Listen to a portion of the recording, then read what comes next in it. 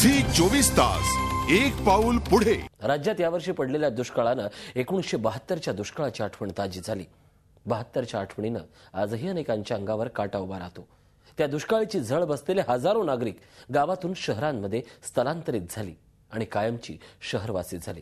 विशेषतः मुंबईत ज्यांचं सर्वात जास्त प्रमाण आहे अशाच काही लोकांची कहाणी। मुंबईतल्या प्रियदर्शनी भागातील ही झोपडपट्टी, इथली बहुतेक सगळी लोक 1972च्या दुष्काळात मराठवाड्यातून आलेली। त्यापैकी जालन्यातील माळी पिंपळगाव गावातून आलेलं हे गायकवाड कुटुंब। त्यावेळी गायकवाड यांच्या 4 एकरच्या शेतीचे दुष्काळानं वाळवंट केलं। पाणी थेंबाला सुद्धा गावात राहिलं नाही। नाईलाजानं आपल्या 5 मुलांसह त्यांनी मुंबई गाठली। याच परिसरात मिळेल ते काम करत पोट भरत राहिले आणि मुंबईकर झाले। गावात काहीच शिल्लक राहिलं नसल्यानं ते परत गावाकडे फिरकलेच नाहीत। तिकडे पोटच भरत नाही। आता 5-6 4-5 लेकर आहेत, मग कसं पोट भरणार तिकडे सांगा तुम्ही। आणि तेव्हा लहान पोर होती, दोघं नवरा बाई काय करणार आम्ही? हातमंजुरीवर काय पोट भरते का गावाला? नाही। मग इकडे मुंबईला आलो, तिकडे गेलोच नाही। यंदाच्या दुष्काळात राज्य शासन सर्व प्रकारे दुष्काळग्रस्तांना मदत करण्याचा प्रयत्न करत आहे।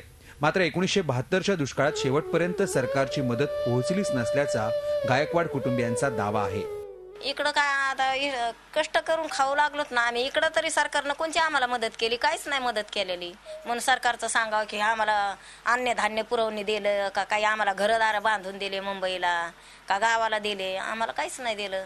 आम्ही आमच्या स्वतःच्या कष्टावर भीक मागून जगलोत, कागदपत्र याचून जगलोत। मुंबईत रमाबाई आंबेडकर नगर, भांडूप, चेंबूर अशा अनेक भागात 1972च्या दुष्काळात गाव सोडून शहरात आलेले दुष्काळग्रस्त राहत आहेत। 1972च्या दुष्काळामध्ये हजारो लोकांनी गाव सोडून शहरामध्ये स्थलांतर केलं आणि त्यानंतर ते त्याच ठिकाणी स्थायिक झाले। आत्ताचा दुष्काळ हा 1972च्या दुष्काळापेक्षा कितीतरी मोठा असल्याचं म्हटलं जातंय। त्याच्यामुळे पुन्हा एकदा हजारो लोक गाव सोडून शहराकडे स्थलांतर करतील आणि त्याच ठिकाणी स्थायिक होतील अशी भीती व्यक्त होत आहे। झी 24 ताससाठी व्हिडिओ जर्नलिस्ट प्रशांत कोचरेकरसह अमित जोशी, मुंबई। झी 24 तास एक पाऊल पुढे।